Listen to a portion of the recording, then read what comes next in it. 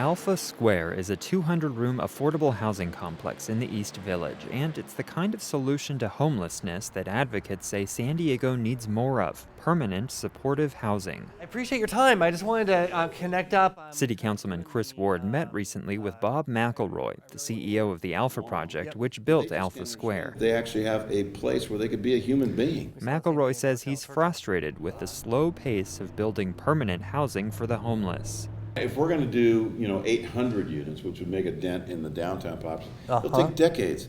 After talking through some of the problems of homelessness, Ward got a tour of Alpha Square. Nice new facilities. It includes a computer lab and a kitchen that isn't quite functional yet. So while you're still getting this up and running, do you have a current food program then? Homelessness is at the top of the agenda of many city officials, Ward included. Most of the city's homeless live in his district, which includes Hillcrest, North Park, and downtown. Good morning. If anyone can hear me, I'm with the city, and we have subway cards if somebody is interested in taking a quick, brief survey. Ward took part in last month's homeless count, where he interviewed a few people living on the streets. Is there reason that you don't want to stay in a shelter, or is there just not availability?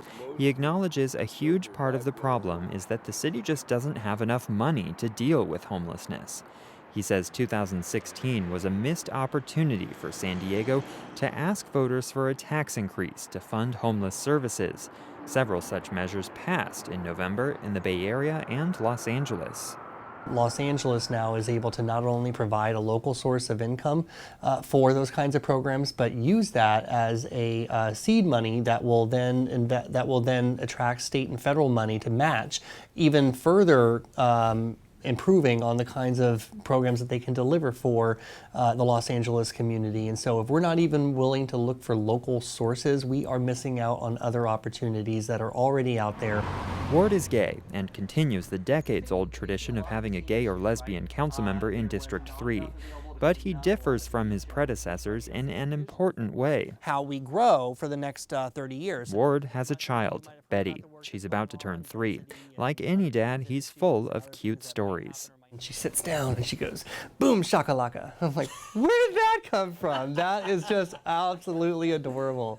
Ward says being a father is what drives a lot of his work. He says many other young families in his district are concerned about housing affordability and the prospect of their children being priced out of San Diego. They don't want to escape to the hinterlands of the county, Temecula, or the suburbs. They want to live here in a community in the urban core that they want to live in. But we need to provide safe routes to schools. We need to make sure that we have healthy parks and that there's safe quality of life across, the entire neighborhood. So I get that, and I'm committed to that. And I think it's because I'm a parent of a young child that I'm so driven to maintain that perspective and act on it.